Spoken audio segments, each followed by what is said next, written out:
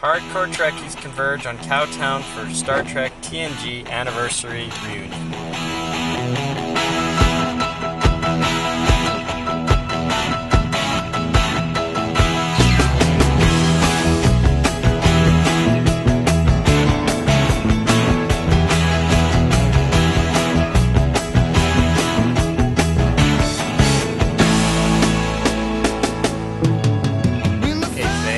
Heading off to Calgary for the Calgary Entertainment Expo, otherwise known as the Comic-Con. It's much more than just a comic convention though. It's a pop culture convention. We're going because of the Star Trek draw. All the Star Trek cast members are going to be there. Let's do it!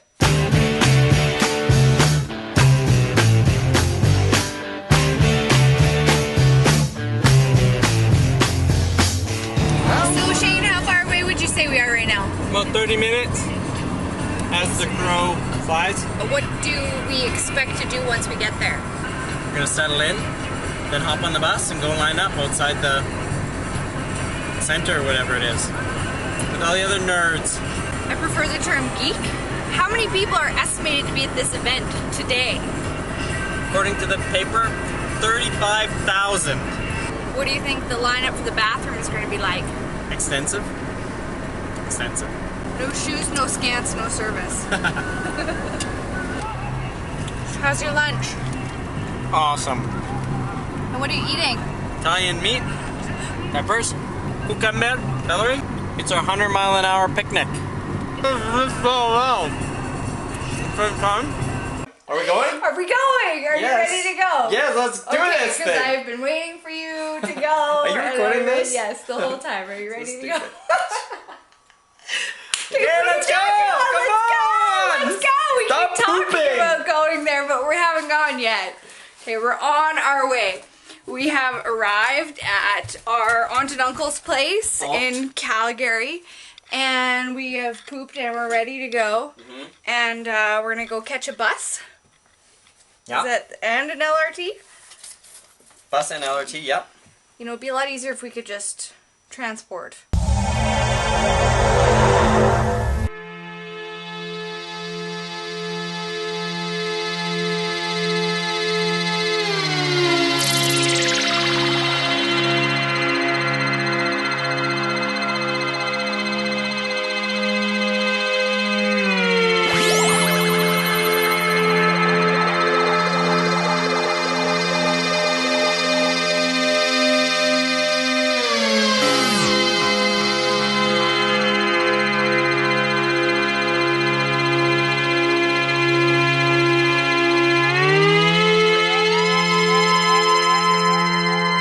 1 minute to auto-destruct.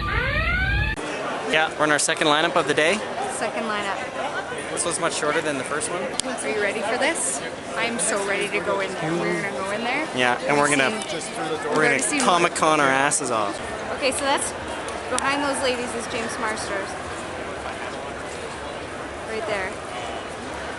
If you can see him, that would be awesome. Yeah. See? Hi. Awesome. Thank you. That is LeVar Burton right there. Nice. That's Brent Spiner. Seems nice. So I'm gonna blow all of my rent money on autographs.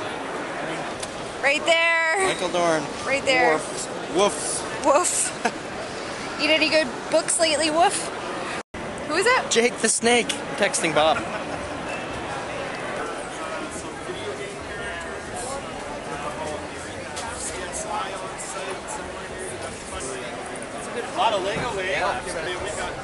We are now ready to make our pilgrimage to the Patrick Stewart Shrine. Yes, absolutely. This is what I've been waiting for my whole life. So here's the altar. Man in a scarf. It's really the theme of that picture. And there we have curved shadow of a bald man. Oh, cool. At the which? Did you see the zombie assault vehicle? No, I did not. What? Is a zombie assault vehicle? Why wasn't I notified? Check it out, man. Whoa. Get it back. Zombie assault squadron and zombies. So there you go. Oh, creepy. Love your unicorn hood. Thank you. Check this out. There are a lot of people here right now.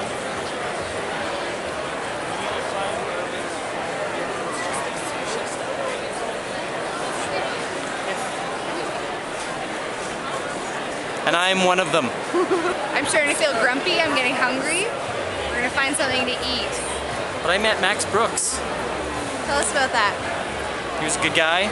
Signed both my books. And he started to tell me about the zombie movie, or the World War Z movie. And he's having a little talk, a little intimate gathering tomorrow morning, which I'm going to go to. Oh, also he thought we were husband and wife or something. Because he said survival is love. What did he say? I don't know. Look at those guys out. What, are we missing something? Oh, what's going on? Who are these people? There's Rogue. Yeah. And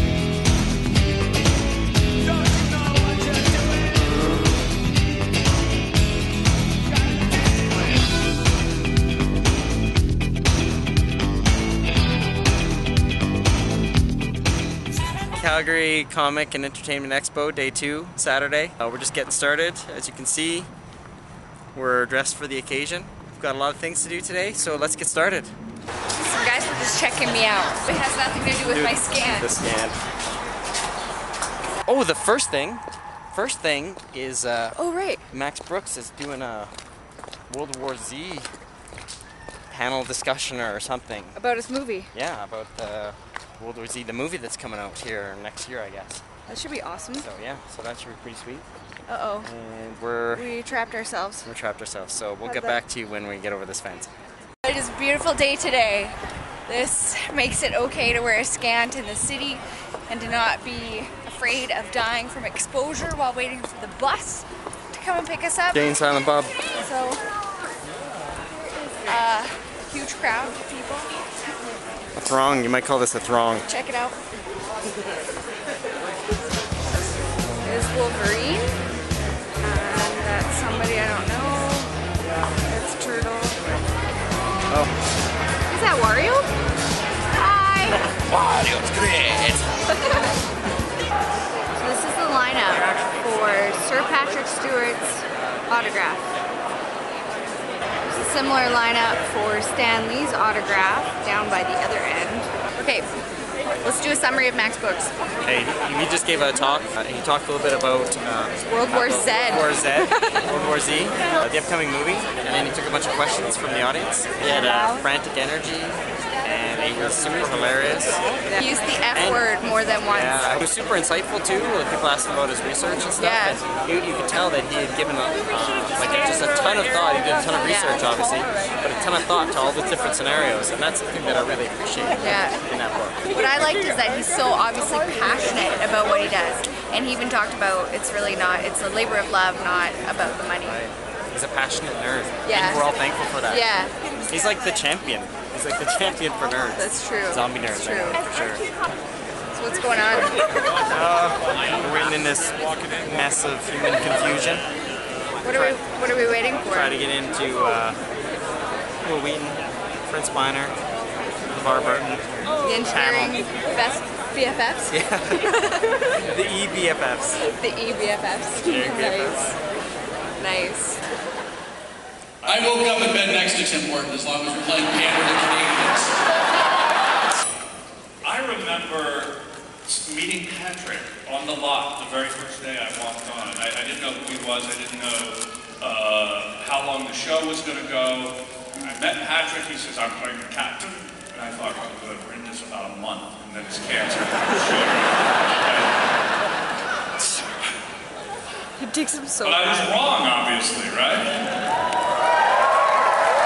You know, I'm going to play to you guys, because, no, maybe not.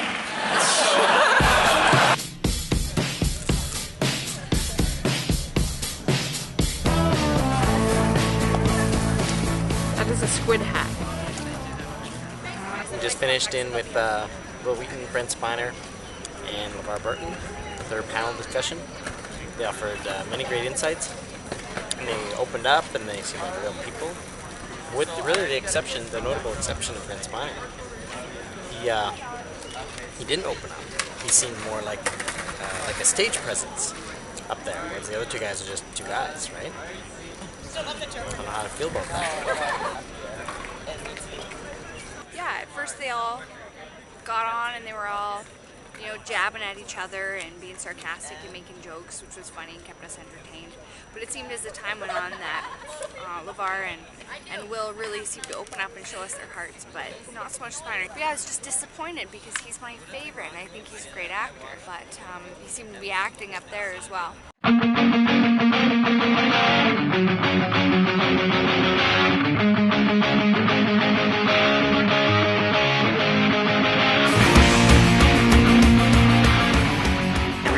So we went out for lunch after the little ditty with the three amigos there. Tried to come back in, and we got so close to getting in one of the side doors, but everybody was just flooding in, and the security guard cut us off. We were the ones. So then we went all the way around to the front entrance. All the doors are closed, and everybody's furious because everybody popped passes and can't get in now. So we walk around go back, walk around the entire building, find one door with nobody around it. Open it up, nobody inside, run in, security guard tries to stop us, and he just lets us go. And then work our way all the way back to here to get our photo op with Prince Spiner, and it's just a mad zoo, like you can't even move. And we just happened to arrive at the place where the guy with the megaphone is saying, anybody for Prince Spiner photos, come with me. And so he led us right here, and now we're in the, you know, the promised land. Is it worth it? Yeah, oh for sure. We got in. So we just had our pictures taken with Brent Spiner, and it was really amazing. He's a cool guy. It happened really fast, and I got kind of giddy. I don't know, did you get giddy? I was a little giddy, I guess. It was just over so quickly. It was over really quickly. It was like pumping them in and out. And we wanted to do the thumb face, but we kind of chickened out last second. I just figured it would take too long to explain what the heck the thumb face is and how to do it properly. It would have made an epic picture. You're insane. What just happened? We're very grateful for our good luck. Yes, and our swift movements. Seizing multiple opportunities back to back to back. Yeah. Don't go!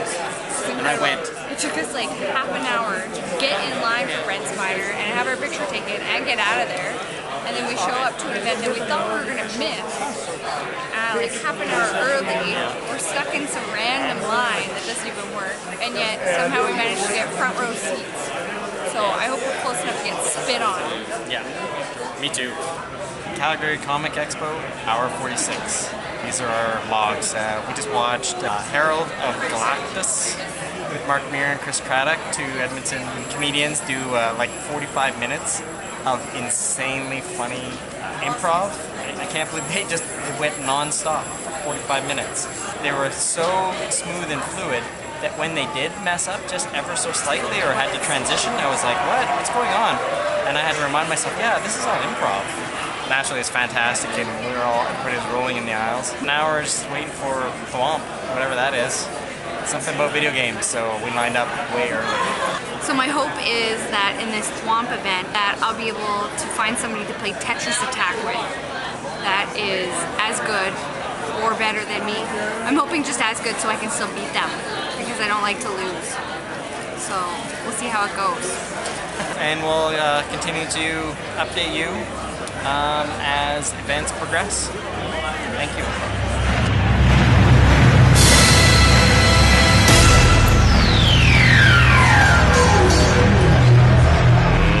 Let's get ready to rumble!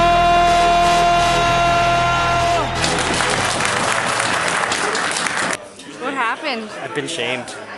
You've brought dishonor to your family. Sir, I protest. I am not a merry man. It's the end of the second day, full day, and now we're waiting for the TNG Exposed event. This is where all the original cast members, all 7 of them, are going to come in here and answer some questions, I guess. I'm not sure exactly what's going to happen. I got my tricorder, come to my room. That is what Jean-Luc wanted to hear, Dr. Crusher said.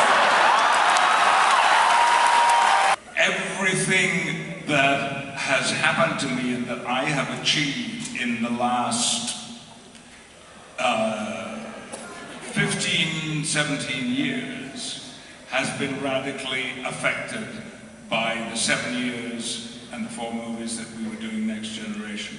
And the one way in which I can isolate that one fact, it was that what I did with my friends and what you all showed us was enough to give me confidence to believe that I could do this job.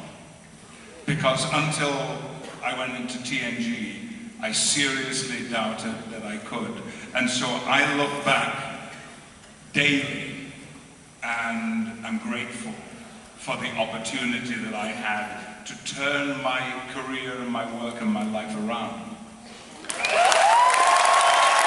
I think we all have the experience of when people come to our tables and they say, I mean, people come up to me and say, I became a psychologist because of you. I'm sure many people come up and say, I became a Klingon because of you. But anyway, yeah, I'm probably wrong then. The time when it hit home the most for me was that one of the commanders of the space shuttle was a huge fan, and he emailed me from the space station. And he was talking about all of our characters and how amazing, you know, it was and everything. And I was going, but you're up there. You're actually risking your life. I'm looking at a star field. And he said, yeah, but it kind of is the hope. It's the idea, the possibility that the show brought to so many people. And it really did make a difference.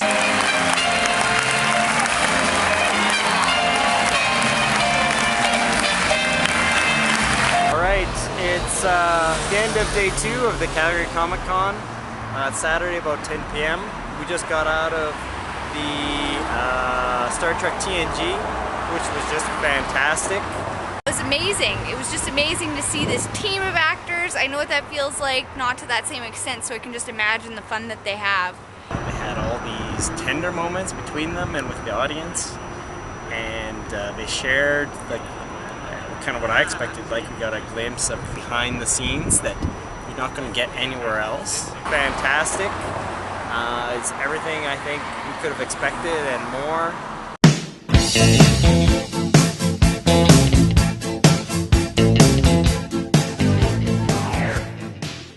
Alright, it's 11 a.m. on Sunday, the 3rd day of the Comic Conference, and we just got here and we just talked to one of the volunteers. And he said that there have been people lined up since 6 a.m.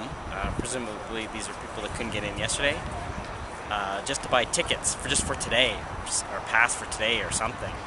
And all the people that lined up this morning weren't even able to buy admission for today because they didn't cap it. And so we get here, and then this is the lineup we see. This is just to get in the doors, no matter whether you have purchased a pass or not. So we are debating right now whether or not to skip our Sunday day at the Comic-Con, because we had a very full day yesterday, but the lines are ridiculous. It's obvious that we'd be spending at least 2 hours in line. I don't know if I'm up for that. So this is a little bit crazy. We're just deciding what we're going to do here, because we don't really have big plans for today. Today was kind of a casual day for us, so I think we're gonna go try the secret door that we went in earlier and see if we can get in. We're just gonna try it. We'll see what happens. The one volunteer that we talked to, who obviously was overwhelmed, he's at like the main point and he's probably given his speech 1,000 times. He said, you know, with no guarantees, but he said something to the effect of, if you wait long enough, eventually you'll get in. And we're not talking about getting into any particular event or any particular thing, just get in the doors. We were also kind of under the impression that today was going to be a slower day, that yesterday reached its peak and you know, that the worst is through, but like Shane was saying, they've had a chance to regroup and organize their volunteers, so probably have them watching like hawks at each of the possible entry points, you know, with their pain sticks. So we'll see how it goes. We're just kind of walking around the ends of the lines here, which are completely wrapped around the whole building. An open door. I don't know if this is a good sign or what. There's a bunch of other people. So this is the corral, right? Yeah. So these are people that are waiting. Okay, that was suspiciously easy. It makes me think we haven't gotten in anywhere at all that anybody wants to be. Yeah, they just said, show us your badge and come on in. So there's like nobody around here. Okay, so we avoided that big long Sunday lineup and we're able to get into the corral, but it's separate, right? It's a separate little kind of venue, attached but separate. So we're gonna see if we can get in, bypass the whole lineup, which was to get into the halls, by just going through this connection right here. So it's right here, so let's just see what happens. Maybe they'll stop us, maybe they don't. This way to exhibit hall. Do not enter. So I'm a little bit confused here because my impression was thousands of people lined up outside have passes and aren't able to get in here. And we did not line up at all. And we have just crossed the threshold into here, which is very strange. Confused, but ultimately we're successful, so I think it's best not to question the hows or the whys. But we feel very sorry for those poor schmucks that are lined up outside with no idea what is going on.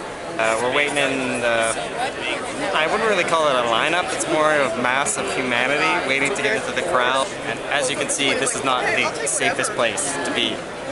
In the event of a zombie outbreak. Yeah, exactly. I like to move it, move it. I like to move it, move it. I like to move it, move it. You like to move it. Like a glove. King sits unaware that death lurks in the form of, and whatever I can find, that death lurks in the form of a tricorder. And Patrick would go, and he'd die for 20 minutes. 20 minutes. 20 minutes. It's like Hamlet. Remember in Hamlet at the end it takes 20 minutes for Hamlet 20 to minutes to die? die. Patrick. But I did do this thing where I'm looking, and I always see these guys from behind. I never see them, their faces, never facing each other.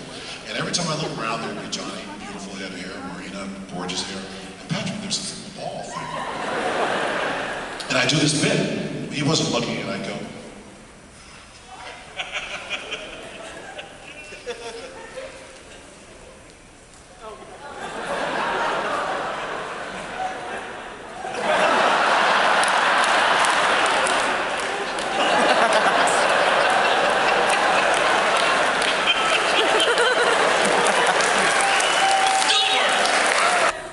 I guess that about wraps up our experience at Comic-Con 2012 TNG Exposed. We have exited the building.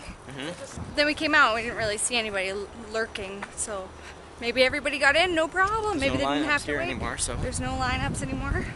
We did everything that we had planned to do and much, much more, so it was a successful weekend. We almost forgot, because when we took the picture, yesterday the lineup was way too long and we had to go do something else, so we just asked if we could pick up the picture later, and they said yes.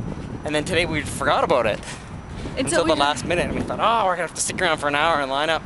But Samantha zoomed over there, waited for like 2 minutes in the line. There's our picture with Brent Spiner. It is like some awkward family photo from the 80s. Happy holidays from the Quantz family and Brent Spiner.